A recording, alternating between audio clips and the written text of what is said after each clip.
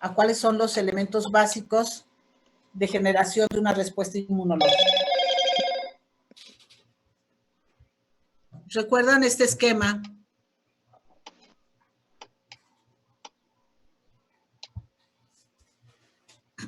Porque si nosotros, como yo les he dicho en otras ocasiones, entendemos bien este esquema, podemos identificar en qué momento este esquema que me genera una respuesta inmunitaria protectora se puede volver en un momento dado, una respuesta patológica, ¿no?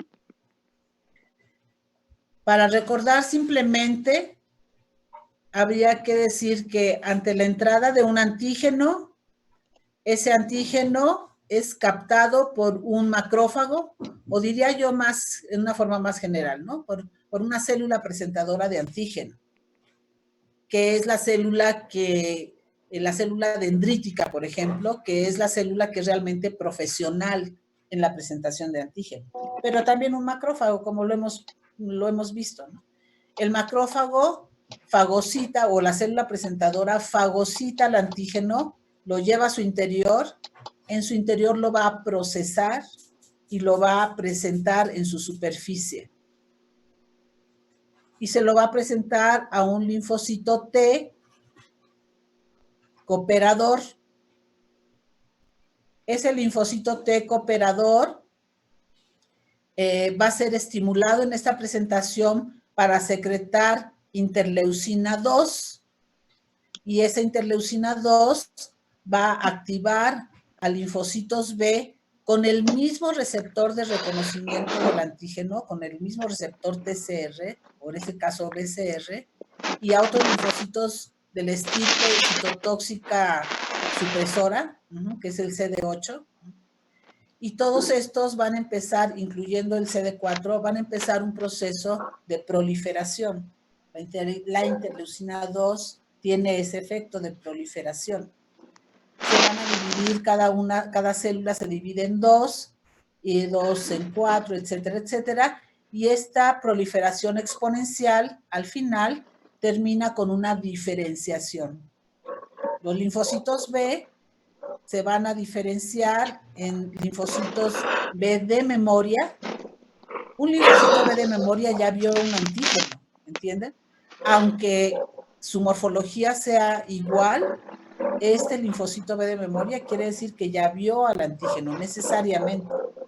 El linfocito B, otro linfocito B puede diferenciarse a célula plasmática, cambia su morfología y sintetiza proteínas que son los diferentes anticuerpos que conocemos, todos con la misma especificidad por ese determinante antigénico. Luego, en la rama de linfocitos T, los linfocitos T de la estirpe CD8 se transforman en linfocitos T citotóxicos, suelen quedarse con esa morfología, pero ahora tienen una capacidad citotóxica, o linfocitos T de memoria. Y esos linfocitos T de memoria pueden ser con marcador CD4 o pueden ser con marcador CD8. Y luego se pueden transformar también en linfoblastos, inclusive estos que se transforman en linfoblastos pueden ser del estirpe CD4. Pero bueno, a lo que llegamos es que en la rama celular, el linfoblasto sintetiza linfocinas. Y las linfocinas van a tener un efecto proinflamatorio.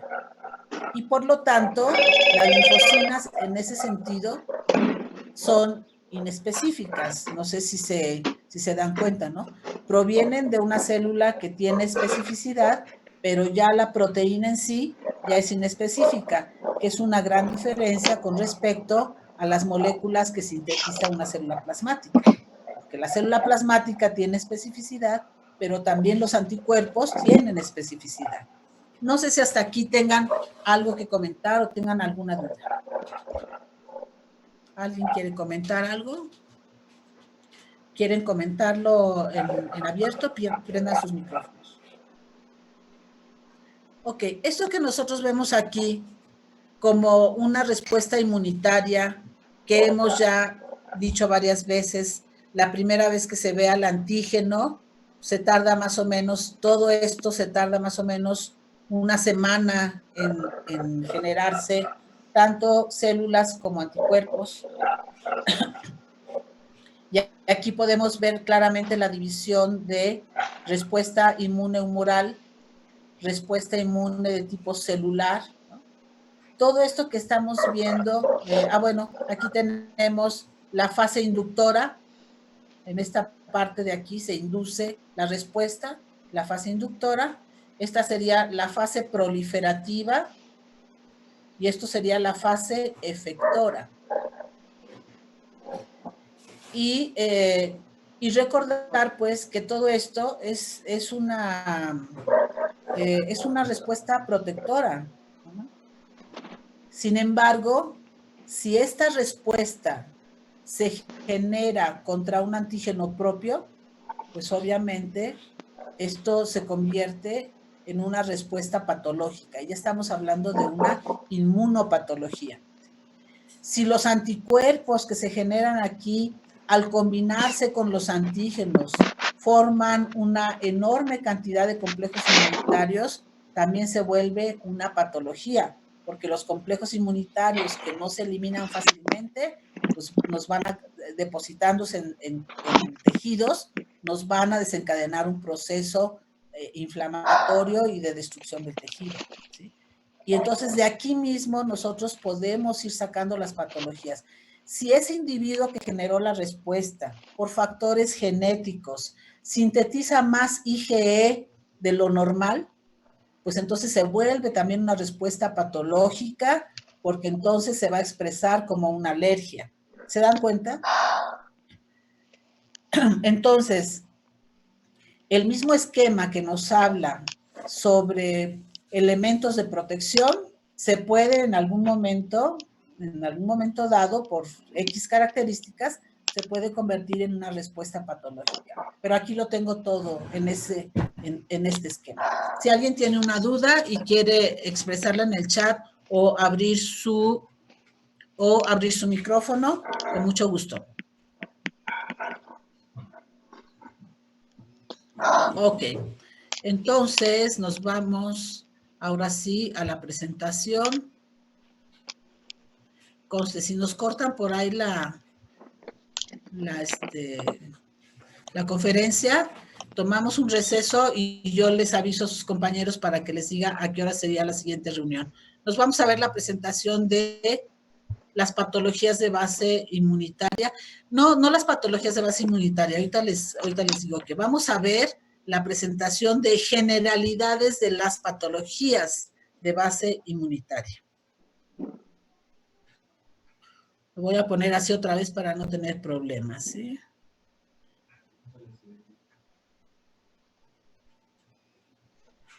Ok. Aquí viene algo que ya que comentábamos hace un rato, ¿no? ¿Cuál es la característica de los anticuerpos que les permite formar estos conglomerados o estas redes? Pues que el anticuerpo puede unirse por uno de sus sitios a un determinante y por el otro se puede unir a otro determinante de un mismo antígeno. Esto quiere decir que los anticuerpos son bivalentes. O sea, la bivalencia, el hecho de que puedan unir determinante en un sitio y determinante en otro sitio, les da la posibilidad de formar estas redes, vean ustedes, ¿no? Entonces, aquí hay que hacer una diferencia. Cuando los antígenos son antígenos particulados, o sea que son partículas, como en este caso de glóbulos rojos, ¿no? O bueno, a lo mejor podrían ser bacterias, no sé, en este caso como una bacteria, por ejemplo. Entonces, y se forman todas estas redes ya no pueden permanecer en suspensión en un líquido y tienden a irse al fondo. Vean ustedes aquí en el tubo, ¿no?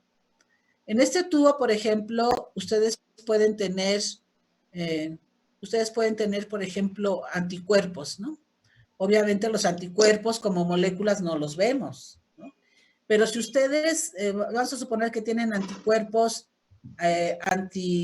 antisalmonela. Y ustedes le agregan las salmonelas, las agregan al tubo y agitan. Los anticuerpos que están en suspensión y las salmonelas que las tenían en suspensión y que tampoco las vemos porque, aunque sean mucho más grandes que las moléculas, no son tan grandes para verlas a simple vista, miden una micra más o menos, pues entonces ahora se empiezan a formar estas redes y estas redes ya son tan grandes, los cúmulos que se forman, que ya no pueden permanecer en suspensión y tienden a formar estos conglomerados y se empiezan a ir al fondo. Seguramente muchos de ustedes han visto reacciones de aglutinación, en donde se aglutinan las redes formadas por partículas o los complejos inmunológicos formados por partículas con sus anticuerpos correspondientes. Ahora, si los antígenos no son particulados como bacterias, virus, hongos, etcétera, si no son moléculas, como por ejemplo aquí están puestas en verde, ¿no? Si las bacterias son moléculas, si estas bacterias, si los antígenos son moléculas, como vemos en este caso, los anticuerpos también van a formar redes. Y en este caso, los conglomerados que se forman y que se van al fondo, a esto se le llama precipitación. Aglutinación es con partículas, precipitación es con moléculas. Del lado derecho tienen ustedes un ejemplo de lo que decíamos hace un rato de la aglutinación de glóbulos rojos, ¿no? Supongamos que ustedes van a determinar el grupo sanguíneo de un individuo. Entonces, si ese grupo sanguíneo es A y le ponen un antisuero anti-A, pues entonces se forman los conglomerados y ustedes van a ver una reacción positiva de aglutinación. Si el grupo sanguíneo del individuo no es A y ustedes pusieron un anticuerpo anti-A, pues entonces el anticuerpo no tiene a dónde unirse, a qué antígenos unirse, y les dará una reacción negativa. ¿Entienden esta parte? ¿Alguna duda de esto?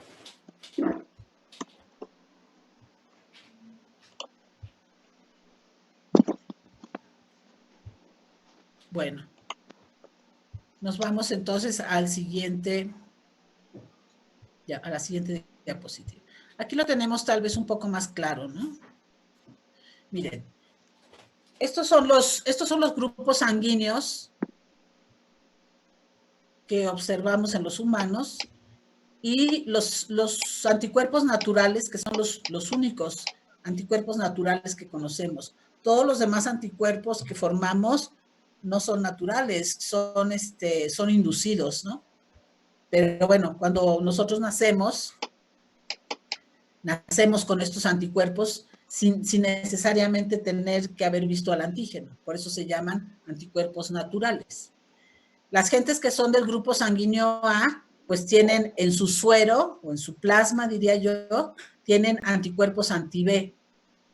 Las personas que son del grupo sanguíneo B tienen anticuerpos anti-A. Los que son del grupo sanguíneo 0 u O no tienen ni anti-A, perdón, tienen anti-A y tienen anti-B. Y los que tienen AB, son grupos sanguíneo AB, pues no tienen anticuerpos, ¿no? Entonces, aquí vemos, ¿no? Este glóbulo rojo tiene el antígeno A. Este glóbulo rojo tiene el antígeno B. Vean, es diferente. Este glóbulo rojo tiene el antígeno, es AB, es grupo AB, o sea, tiene los dos antígenos en la superficie del glóbulo rojo. Y este no tiene los antígenos, por lo tanto es grupo O. Pero en la sangre de este individuo, pues hay anticuerpos anti-B. En la sangre de este hay anti-A Este no puede tener ni anti-A ni anti-B porque pues precisamente eso es lo que tiene. Y este tiene de los dos anticuerpos. Por lo tanto, entonces, nosotros entendemos que cuando se está tipificando a un individuo, sin saber qué tipo de glóbulos rojos soy, ponen mis glóbulos rojos con diferentes anticuerpos, anti-A, anti-B y anti-AB. Y dependiendo de dónde se dé la aglutinación, es como me van a clasificar. Si yo doy reacción con anti-B, pues entonces quiere decir que soy del grupo B, ¿no?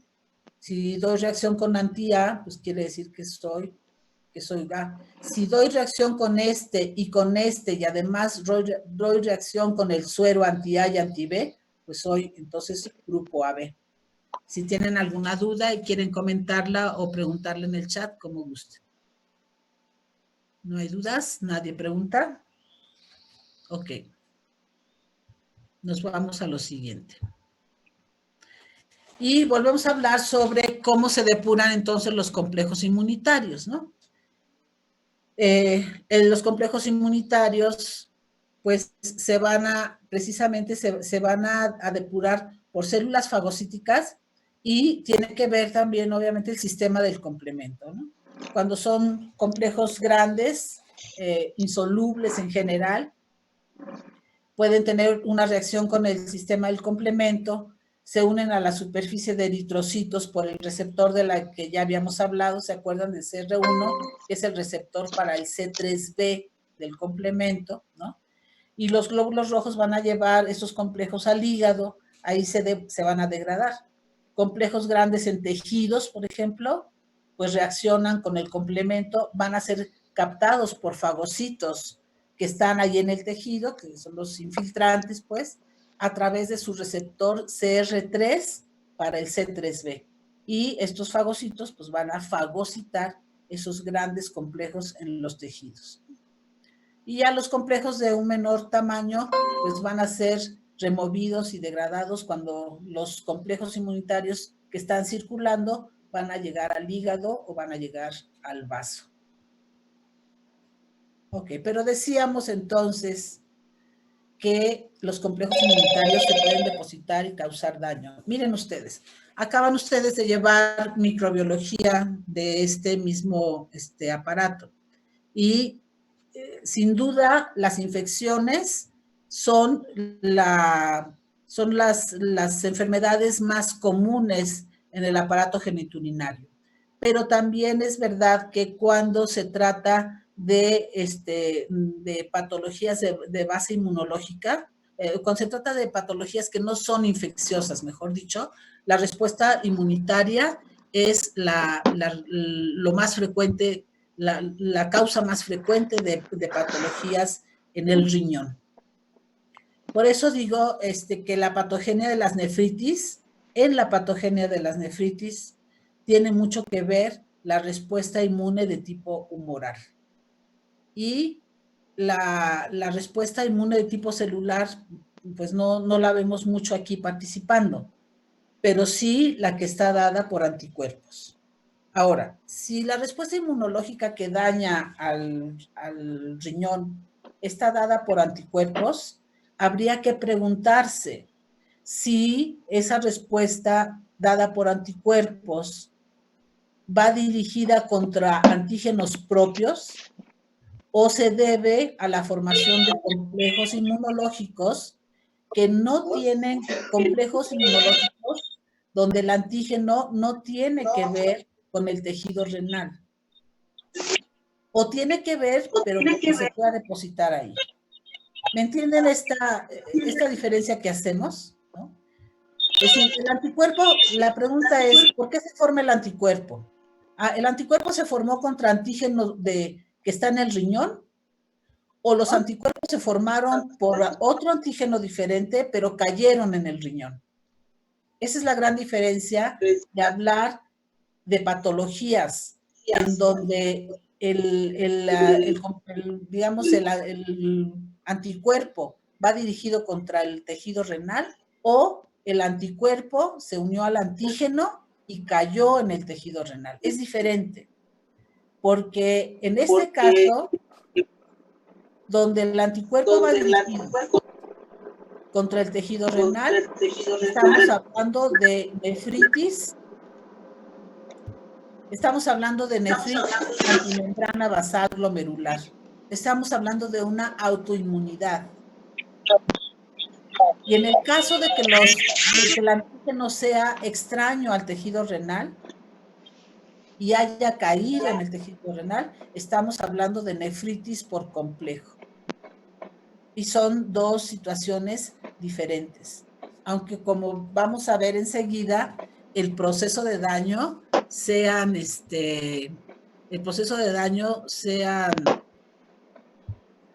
el mismo. En realidad hay que distinguir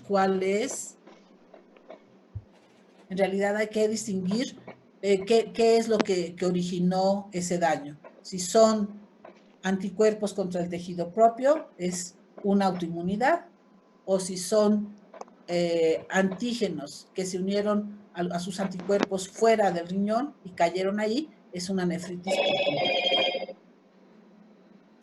Bien. Por eso, entonces podríamos tal vez interpretar este esquema que vemos aquí, ¿no? Ustedes ven aquí en el esquema cuatro posibilidades. Por ejemplo, déjenme ver si oculto el video.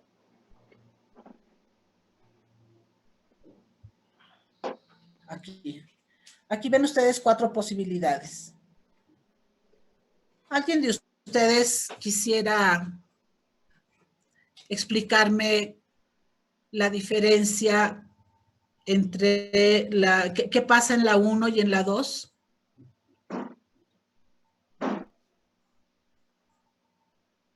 ¿Alguien quiere tomar la palabra?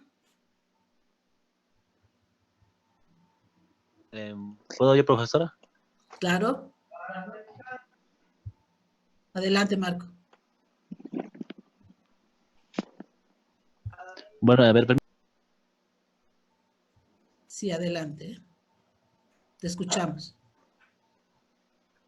bueno, en el caso 1, pues sería lo que usted dijo, que sería una enfermedad autoinmune, bueno, no autoinmune, sería por inmunocomplejos en los cuales los anticuerpos se fueron en contra de un antígeno y posteriormente el inmunocomplejo se depositó en el tejido. Y en el Así caso 2 es. ya sería una enfermedad autoinmune directa. Así es. Es en donde Así es, sí, pues Marco. sería Es en decir, donde ajá.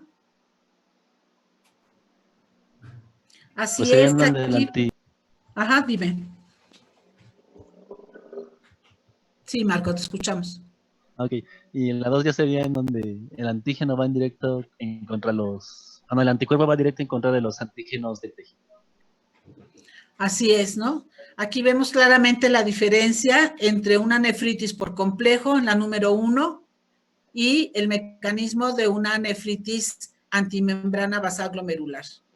En la nefritis por complejo, el antígeno está fuera del riñón, los anticuerpos captan al antígeno y andan seguramente circulando y al pasar por el riñón pasan por los tejidos hasta en este caso, hasta la zona subendotelial, se deposita ahí el complejo inmunitario y con la consecuencia que llevará el hecho de que se fije ahí el complemento, ¿no? En el caso número 2, el individuo ha formado anticuerpos y esos anticuerpos van dirigidos contra un antígeno que está formando parte de la célula epitelial, ¿no? En el caso número 3, ¿alguien podría explicarlo?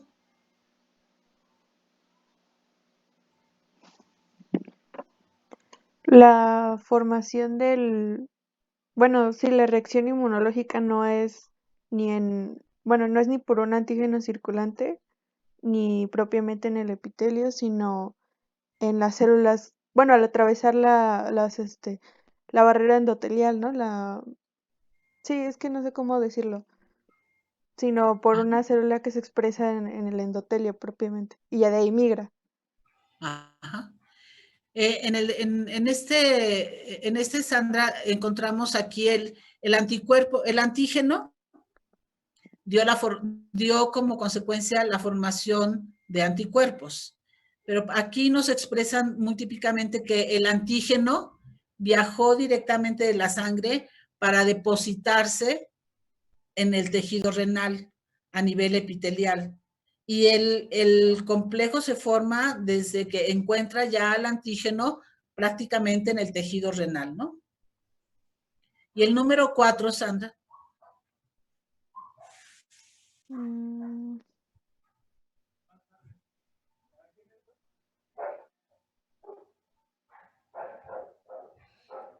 El número 4, ¿quién? ¿Quién lo explica? Es cuando ya se encuentra con la bacteria o bueno, con el agente patógeno, ¿no? Atravesando esa barrera endotelial. Ok, Octavio.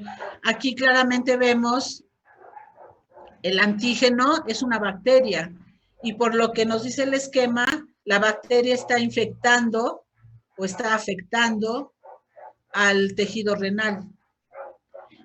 Y en este caso, los anticuerpos que se formaron contra la bacteria, pues obviamente van a llegar a buscar a su antígeno, que ya está en el tejido renal. Y nuevamente, si ustedes ven en los 4 casos, a pesar de que esto es por complejo inmunitario, la 1, la 3 y la 4 son por complejo inmunitario y la 2 es por anticuerpo antimembrana basal glomerular. A pesar de esto, al final, esto que nosotros vemos aquí va a desencadenar la activación del complemento, la consecuente lisis, opsonización e inflamación en el tejido renal. Pero es importante que nosotros sepamos qué fue lo que dio origen a esta alteración, ¿no? En este caso, una autoinmunidad y en el caso 1, 3 y 4, la formación de complejos inmunitarios. Ok. ¿Alguien tiene alguna duda o comentario en esto? Sí, yo sí. ¿No? Sí. Sí, Sandra. Este, ¿Todo bien? sí, Dime. solamente la pregunta sería, en el caso 4, ¿sería entonces un proceso más localizado? Por ejemplo, supongamos en el caso 1, el antígeno se encuentra pues en la circulación y de ahí se forma el inmunocomplejo y es cuando ya se deposita. Pero en el caso 4 sería más bien por una infección propia del aparato urinario. Así es. Ah, ok. Sí, así es. Ahí parece ser que la bacteria tiene un tropismo hacia el tejido renal y encontramos, la bacteria va dirigida al tejido renal y los anticuerpos a los que dio origen, pues llegan ahí al tejido renal a encontrarse con su antígeno, ¿no? Ok. Pero ahí también es un complejo inmunitario. Gracias. Ok, ¿alguien más? ¿Les quedan claros los dos eventos de los que vamos a hablar en las patologías? Enfermedad por complejo y enfermedad autoinmune. Ok, nos vamos a la siguiente diapositiva. Miren, aquí tenemos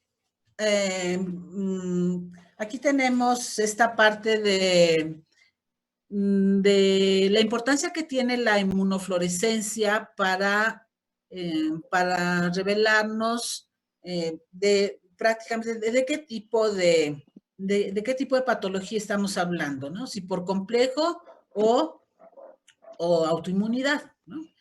En el caso de los complejos inmunes circulantes, la inmunofluorescencia, cuando hacemos un estudio de inmunofluorescencia, ese estudio nos va a revelar, dice, el depósito granular. ¿Por qué granular? Porque así lo vemos aquí, vean, gránulos muy heterogéneos, unos muy finos, unos casi no se ven, otros muy evidentes, unos grandes, otros vean muy pequeños, ¿no? Un depósito granular de IgG y antígeno, o sea, de complejo, esto es complejo inmunitario, ¿lo ven? Y de complemento. O sea, los complejos inmunológicos son los complejos y ya vienen también ahí el complemento. Y en este caso nos están revelando este depósito granular en la pared capilar glomerular. A nivel subepitelial pueden formarse o en el área mesangial. Y esta es la observación que tenemos al microscopio de fluorescencia. Ahora vean ustedes. Cuando estamos hablando de una autoinmunidad, estamos hablando de la fijación de un anticuerpo contra un antígeno específico del tejido renal. Y entonces la inmunofluorescencia que hagamos nos va a revelar un depósito, fíjense, dice depósito lineal de IgG, antígeno y complemento en la pared capilar glomerular subepitelial. Entonces, vean ustedes qué homogénea es aquí la fluorescencia, ¿ven? Aparece de una manera muy homogénea, está igual en intensidad, igual en la acumulación del complejo inmunológico, y lo vemos en todas las estructuras de una manera sumamente homogénea. Por eso se describe como un depósito lineal, ¿no? Contra este que es granular en el caso de los complejos inmunológicos circulantes. ¿Alguien me podría explicar la razón de esta diferencia en el patrón de fluorescencia?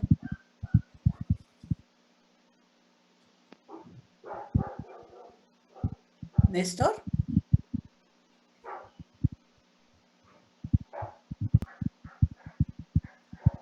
¿Alguien tiene una respuesta? ¿Se les ocurre algo? Yo, doctora. Bien, Néstor.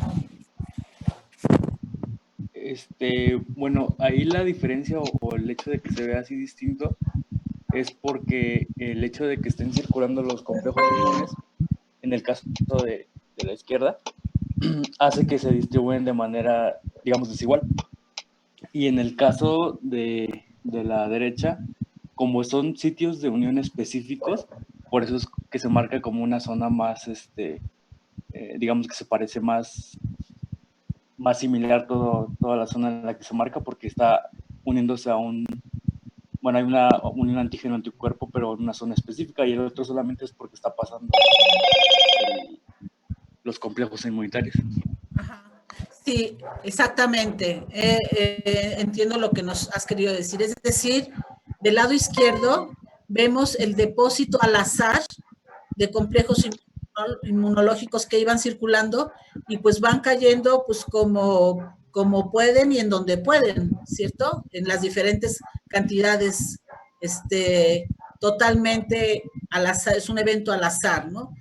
Aquí cayó más, aquí cayó un poco menos, aquí cayó algo, no sé. Ajá. En cambio, cuando se trata de una autoinmunidad, podemos pensar que el antígeno está distribuido de una manera homogénea en el tejido. Entonces, el antígeno está formando parte del tejido, pero de una manera muy homogénea, porque precisamente es parte del tejido. No vamos a tener un tejido donde haya mucho antígeno aquí y acá no hubo nada. O sea, a lo mejor una proteína renal, pues aquí la proteína renal seguramente está distribuida en todo el glomérulo precisamente porque lleva a cabo una función determinada, ¿no? Así que cuando nosotros hacemos la fluorescencia, quiere decir, el anticuerpo se pegó a la proteína pues de una manera también muy homogénea, y cuando revelamos con la fluorescencia, pues vemos este patrón lineal, ¿no? ¿Entendieron la diferencia? Bien, gracias, Néstor. Aquí sí, es un ejercicio simplemente en donde yo les pedía que en este dibujo también se podría pintar por ahí el patrón de inmunofluorescencia en el caso de que fueran depósitos de complejos inmunes y el patrón de fluorescencia en el caso de que fueran anticuerpos contra la membrana basal glomerular. Y lo que nos acaba de explicar Néstor, ¿no? ¿Por qué en un caso es lineal y en el otro granular? En esta micrografía electrónica de transmisión, pues podemos imaginarnos, imagínense, por ejemplo, esta línea que vemos en oscuro aquí, en toda la micrografía electrónica, vean cómo toda es completamente homogénea, ¿se dan cuenta?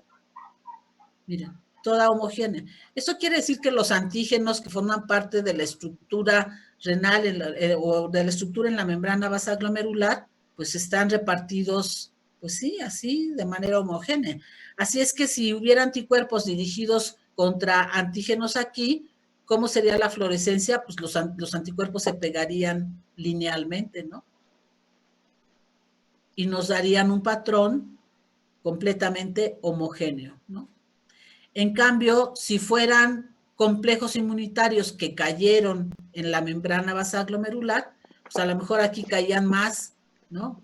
A lo mejor aquí, no sé, aquí es una apertura mayor, pasaría a un complejo más grande y se depositaría aquí, y a lo mejor aquí que es una apertura menor, el complejo que cae aquí es un poco más pequeño, a lo mejor aquí entra una sola moleculita y aquí me da un pequeño complejito inmunológico, no sé, ¿no? Entonces, tendríamos un patrón de fluorescencia completamente granular, ¿no? Donde en unos es más evidente que en otros, ¿no? Y, pues, de cualquier manera, siempre habría que considerar que el depósito de los complejos inmunitarios podría ser subepitelial o en la membrana basal glomerular o en la zona mesangial. Entonces, habría diferentes localizaciones.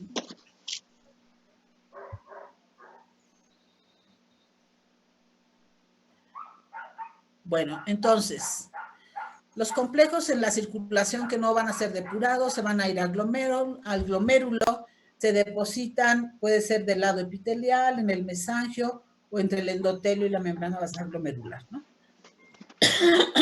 Perdón. Y la lesión nefrítica, pues va a ser, como ya hemos platicado, por activación del complemento. Y la otra posibilidad es que sea síntesis de factores quimiotácticos como interleucina 8, la proteína quimioatractante de monocitos, MSP, por ese tejido renal y por células infiltrantes. Y todo esto, ¿qué nos va a formar? Pues nos va a formar un enorme complejo ahí inflamatorio, una reacción inflamatoria muy severa que nos lleva a la expresión del daño, ¿no? Esa persona la construya. Okay.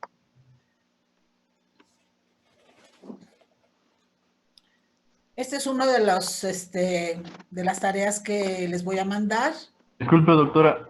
Sí. Una compañera hizo una pregunta. Dice que si la inmunofluorescencia es el método diagnóstico de elección de las nefropatías o solo en caso de glomerulonefritis. De diagnóstico, no, de diagnóstico es complementario.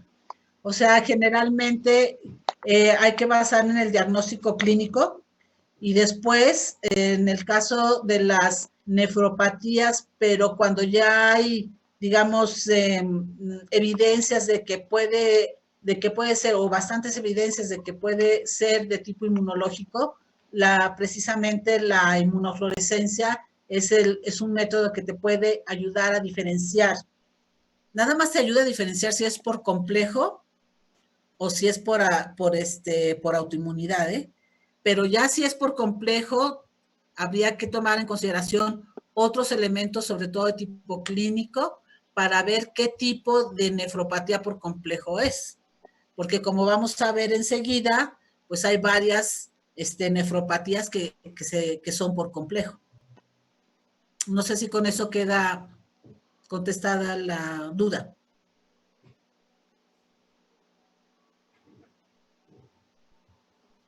Creo que sí. ¿Sí? Ok. Bueno, si no, lo vamos viendo enseguida.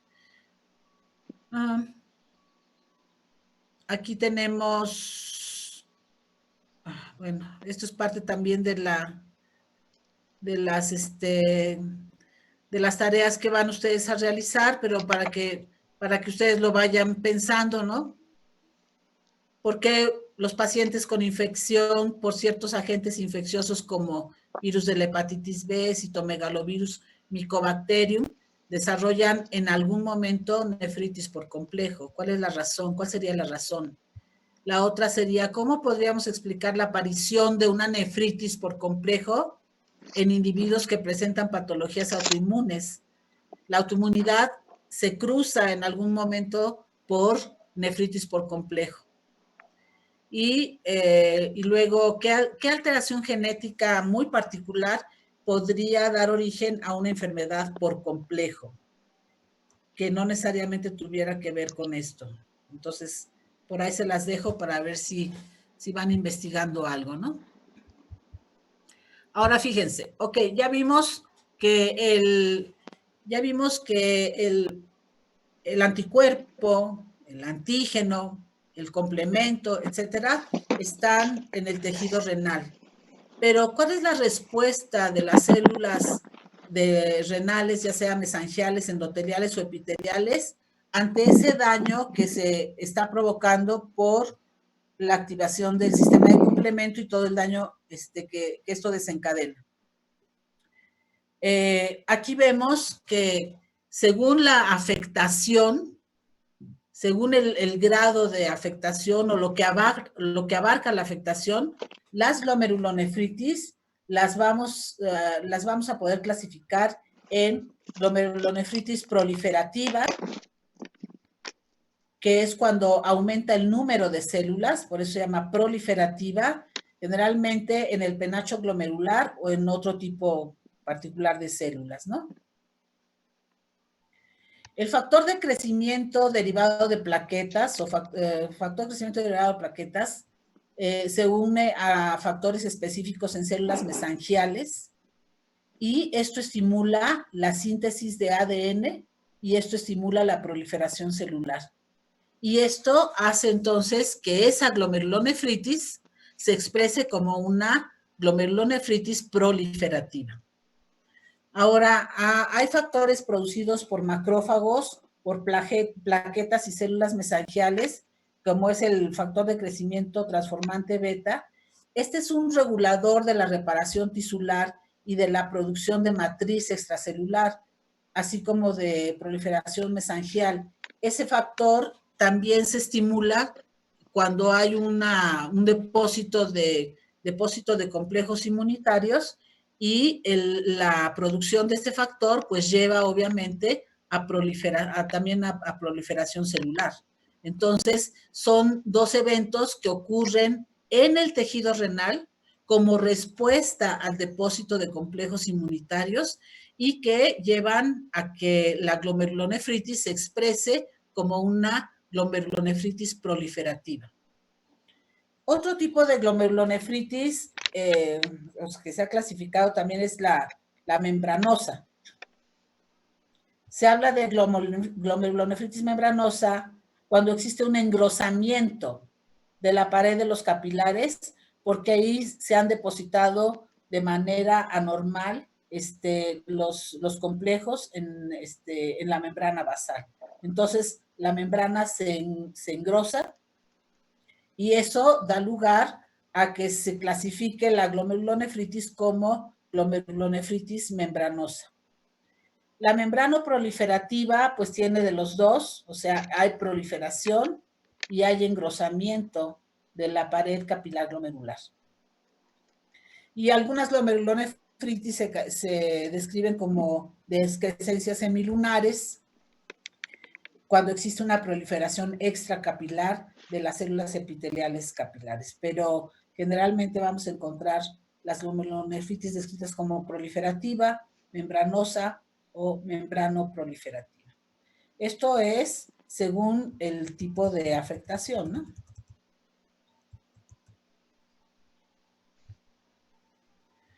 Según la extensión del daño. Las glomerulonefritis son difusas cuando se afectan todos los glomérulos, focal, solamente algunos glomérulos, o segmentaria, parte de un glomérulo. Entonces podemos tener una glomerulonefritis, por ejemplo, no sé, una glomerulonefritis membranosa difusa, ¿no? O proliferativa y focal, no sé. Entonces, porque esta es la clasificación según la extensión del daño. Caballo bajo. Caballo bajo. Ok. Y según la manifestación clínica, esto lo encuentran también, pues, obviamente, en sus libros, ¿no?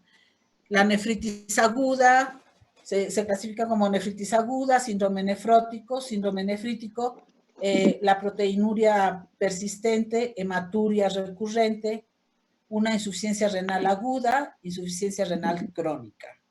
Y cada una, pues, con estas características, ¿no? La aguda siempre hay hematuria, proteinuria, hipertensión y oliguria.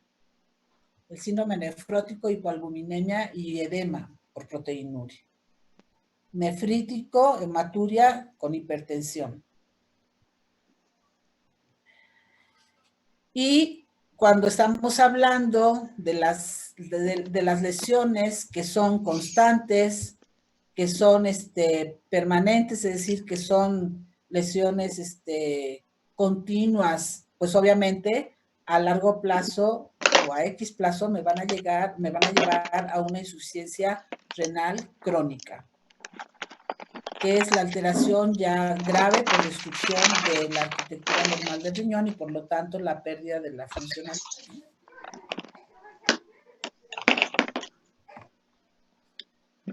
Ok. Y finalmente, simplemente para ver aquí, del lado izquierdo, la estructura, un esquema, desde luego, la estructura normal del riñón, y aquí vemos un corte de una sección, y aquí vemos un riñón totalmente, ha perdido toda su estructura renal y cómo se observa histológicamente. La segunda tarea que les envío es en relación a las preguntas de complejos inmunitarios, y hay una pregunta sobre inmunofluorescencia para que ustedes la trabajen. Y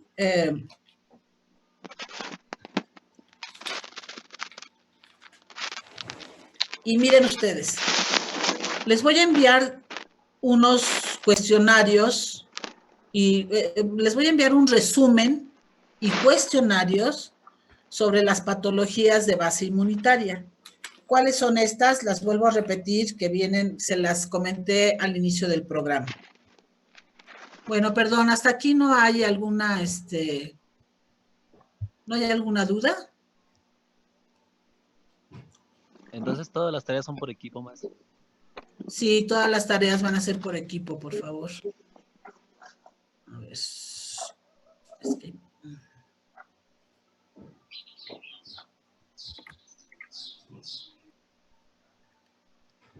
A ver, ok. ¿Dónde está esto? ¿Dónde está? Creo que es aquí.